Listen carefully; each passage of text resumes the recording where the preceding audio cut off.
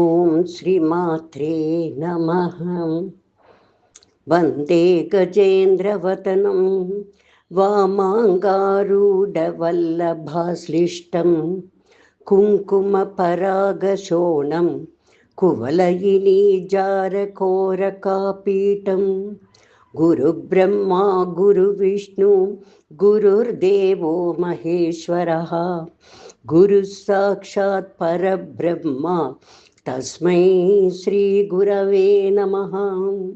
பிரணமாமி தக்ஷிணாமூர்த்தி வியாசசங்கரரூபிணம் ஜோதிர்மயம் குரும் ஸ்ரீமத் சந்திரசேகர சரஸ்வதி ஸ்ரீ குருப்யோ நமः. ஓம் ஐம் ஹ்ரீம் ஸ்ரீம் ஸ்ரீமாத்ரே நமः. ஓம் ஐம் ஹ்ரீம் ஸ்ரீம் ஸ்ரீமாத்ரே நமः. இன்னைக்கு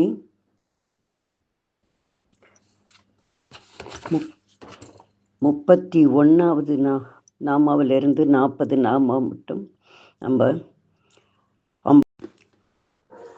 கனகாங்கத கேயூர கமனீய புஜான்விதாயை நமः. கனகாங்கத தங்கத்திலான, கேயூர தோள்வளை, கமனீய அழகான, புஜான்விதாயே நமः புஜங்களில் அணிந்து.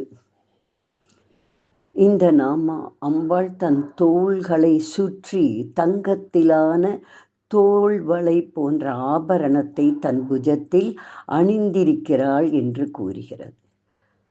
தோள்களில் தோல் வளையம். 32வது நாமம் ரத்ன திரைவேய சிந்தாக்க லோலமுக்தா பலான்விதாயை நமः. இந்த நாமா அம்பாள் தன் கழுத்தில் அணியும் அணிகலனை கூறுகிறது.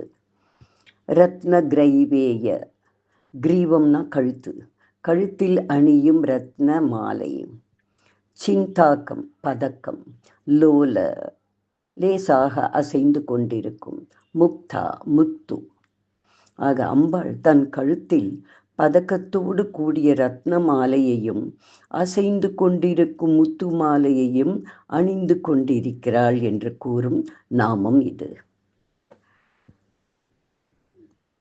கணேசர் கஜமுகாசுரனை வதம் செய்த போது அவனுடைய மஸ்தகத்தில் இருந்த முத்துக்களை தன் தாயாரிடம் அளித்தாளாம். அம்பாள் அதனையே மாலையாக அணிந்திருக்கிறாள் என்பது புராணம். ஆக அம்பாள் அழகாக நடக்கும் பொழுது அந்த முத்து மாலையும் லேசாக அசைந்து கொண்டிருக்குமாம். இதையே சொல்லக்கூடியது இந்த நாமம். ரத்ன கிரைவேய சிந்தாக்க லோலமுக்தா பலான்விதாயை நமः. இனி வரும் நாமங்கள் 48வது நாமம் வரை அம்பாளின் ரூப வர்ணனைகளை கூறுகிறது. கேசத்திலிருந்து பாதம் வரை அம்பாள் திருவுருவம் வர்ணிக்கப்படுகிறது. அதையே ஆண் தெய்வங்களுக்கு வர்ணிக்கும் பொழுது பாதத்திலிருந்து கேசம் வரை கூறுகிறார்கள். 33வது நாமம் காமேஸ்வர பிரேமரத்ன மணி பிரதிப்பணஸ்தனி. காமேஸ்வர பிரேமரத்ன, ஈசனின் பிரேமை என்கிற ரத்னமணி. பிரதிப்பண, அதற்கு பிரதியாக, ஸ்தனி ஸ்தனத்தை, மார்பகங்களை உடையவள். அதாவது ஈசனின் பிரேமை என்னும் ரத்தினத்திற்கு ஈடாக தன்னுடைய மார்பகங்கள் என்கிற ரத்தினத்தை உடையவள் என்று வர்ணிக்கும் நாமா. அடுத்து 34வது நாமம் நாபியாலவால ரோமாளி லதாபல குச்சத்வயி. நாபியாலவால, தொப்புள் பகுதியிலிருந்து, நாபினா தொப்புள், தொப்புள் பகுதியிலிருந்து, ரோமாளி முடி, லதா கொடி, பல கனிகள், குச்சத்வயி இரு மார்பகங்கள். அதாவது அம்பாளின் திருமேனியில் நாபி பகுதியிலிருந்து மார்பு வரை மெல்லிய, கண்ணுக்கு தெரியாத சூக்ஷ்மமாக கொடி போன்று ரோம வரியும், அந்த கொடியின் பழங்களைப் போல் தோன்றுகின்ற மார்பகங்களையும் உடையவள் அம்பாள். அவளுடைய நாபி பகுதியிலிருந்து கண்ணுக்கு தெரியாத ரோம பகுதி மேல் மார்பகங்கள் கிட்ட வந்து இரண்டு பக்கமும் இரண்டு பழங்களைப் போல அம்பாளின் ஸ்தனம் இருக்கிறது என்று சொல்லக்கூடியது நாபியாலவால ரோமாளி லதா பல குச்சத்வை. 35வது நாமம் லக்ஷ்ய ரோம லதா தாரதா சமுன்னேய மத்தியமா. லக்ஷ்ய ரோம, கண்ணுக்கு புலப்படாத, இன்விசிபிள். லதா தாரதா, கொடி போன்றதை உடையவள், ரோமவரி. சமுன்னேய மத்தியமா, நுண்ணிய இடைப்பகுதி. அதாவது கண்ணுக்கு புலப்படாத ரோம வரியானது நாபியிலிருந்து எழுவதால் அதற்கு கீழே மத்தியில் குறுகிய இடைப்பகுதி உள்ளது. அதாவது அம்பாள் சிறுத்த இடை உடையவள். 36வது நாமம் ஸ்தனபார தளன்மத்ய பட்டபந்த வலித்ரயா. இது அம்பாளின் இடுப்பில் காணப்படும் 3 வரிகளை வர்ணிக்கிறது. ஸ்தனபார, மார்புகளின் பாரம், வெயிட். தளன் மத்திய, மத்திய பிரதேசமான இடைப்பகுதி இடுப்பு பகுதி. பட்டபந்த, கயிற்றால் கட்டியது போல். வலித்ரயா, 3 வரிகள் காணப்படுகிறது. அதாவது அம்பாளின் மத்திய பிரதேசமான இடுப்பில் 3 கோடுகள் காணப்படுகிறது. இதை பார்க்கும் பொழுது அம்பாளின் ஸ்தனபாரத்தால் ஒடிந்து விடுமோ என்பது போல் காணப்படும் இடுப்பை பாதுகாக்க போடப்பட்ட கட்டுகள் போல் இருக்கிறதாம். ஏதாவது ஒரு வஸ்து உடஞ்சி போச்சுன்னா கட்டு போடுறோம் இல்லையா, அந்த மாதிரி அம்பாளுடைய இடுப்பு ஒடிந்து விடுமோ என்று போடப்பட்ட கட்டுகள் போல அந்த கோடுகள் காணப்படுகிறதாம். இந்த 3 கோடுகள்ங்கிறது நெத்தியில, கழுத்து பகுதியிலெல்லாம் காணப்படும். உத்தம ஸ்திரீகளுக்கு காணப்படும்னு சாமுத்திரிக லட்சணம் சொல்றது.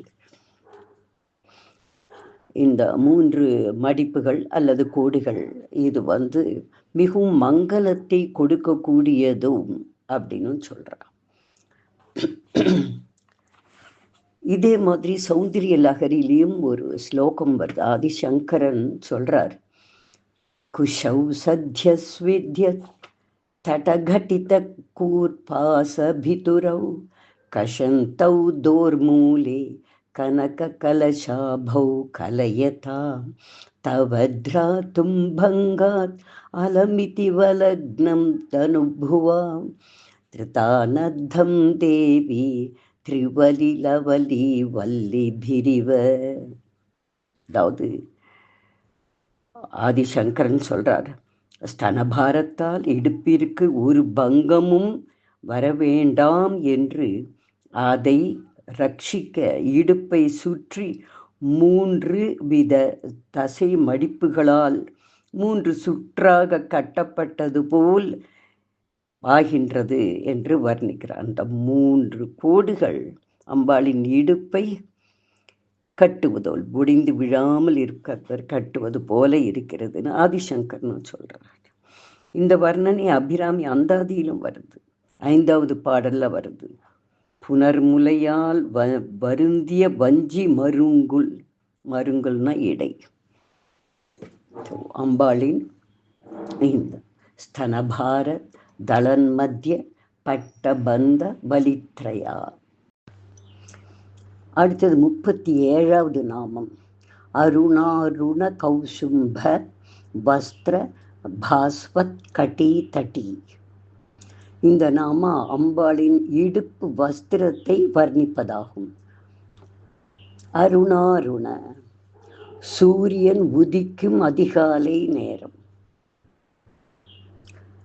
அருணன் தான் சூரிய பகவானின் 7 குதிரைகள் பூட்டிய தேரை செலுத்துபவர். இவர்தான் முதலில் காணப்படுவார். அந்த நேரம் இளம் சிவப்பு நிறமாக வானம் பிரகாசிக்கும். ஆக அருணாருண, சூரியன் உதிக்கும் அதிகாலை நேரம். கௌசும்ப, இளம் சிவப்பு. வஸ்திர, ஆடை. பாஸ்வத், பளபளக்கும், மின்னும். கட்டி, இடை. தட்டி, இடை, சரிவு. அதாவது அம்பாள் தன் இடையில் பிரகாசிக்கும் இளம் சிவப்பு வஸ்திரம் அணிந்திருப்பவள், செம்பட்டாடை அணிந்திருப்பவள். 38வது நாமம் ரத்ன கிண்கிணிகா ரம்ய ரசனா தாம பூஷிதா. தாமனா கயிறு. ஒலி எழுப்புகின்ற ரத்தன மணிகளை கொண்ட கயிறு போன்ற ஒரு அணிகலனை இடுப்பில் அம்பாள் அணிந்து கொண்டிருக்கிறாள் என்ற அர்த்தத்துல வருது. 39வது நாமம் காமேச ஞாத சௌபாகிய மாதவோரு துவயான்விதா. காமேச ஞாத சௌபாகிய, காமேஸ்வரர் மட்டுமே அறிந்த சௌபாகியங்களை அருளும். மாத்வூரு, மென்மையான தொடை பகுதி. ஊருனா தொடை. துவயா அன்பிதா, 2 அமைந்தவள். அதாவது ஈசன் மட்டுமே அறியக்கூடிய சௌபாகியங்களை அருளும் 2 அழகிய மிருதுவான தொடைகளை உடையவள் அம்பாள். 40வது நாமம் மாணிக்ய முக்குட்டாக்கார ஜானுத்வய விராஜிதா. அம்பாளின் முழங்கால் முட்டியை வர்ணிக்கும் நாமம் இது. மாணிக்ய முக்குட்டாக்கார, மாணிக்கத்தால் செய்யப்பட்ட மகுடம் போல் இருக்கும். ஜானுத்வயா, முட்டிகள் 2. ஜானுனா முட்டிகள். விராஜிதா, மின்னுகிறது. அம்பாளின் முழங்கால் முட்டிகள் 2 மாணிக்கத்தால் செய்யப்பட்ட மகுடங்கள் போல் மின்னுகிறது. அம்பாளின் முட்டி பகுதி அவ்வளவு பளபளப்பாக காணப்படுகிறது என்று சொல்லக்கூடிய நாமா இது. ரஹஸ்யானாம் ரஹஸ்யம் ச லலிதா பிரீதிதாயகம் அனேன சத்ருஷம் ஸ்தோத்ரம் ந பூதம் ந பவிஷ்யதி. சர்வரோக பிரசமனம் சர்வசம்பத் பிரவர்தனம் சர்வ அபமிருத்யு சமனம் காலமிருத்யு நிவாரணம். குஹ்யாதி குஹ்ய கோப்த்ரீத்வம் கிருண்ணாஸ்மத் கிருதம் ஜபம் சித்தேர்பவது மே தேவி त्वत् प्रसादान् मयि स्थिरा. ஓம் ஸ்ரீதேவ்யை நமः. நாராயணாயேதி சமர்ப்பயாமி.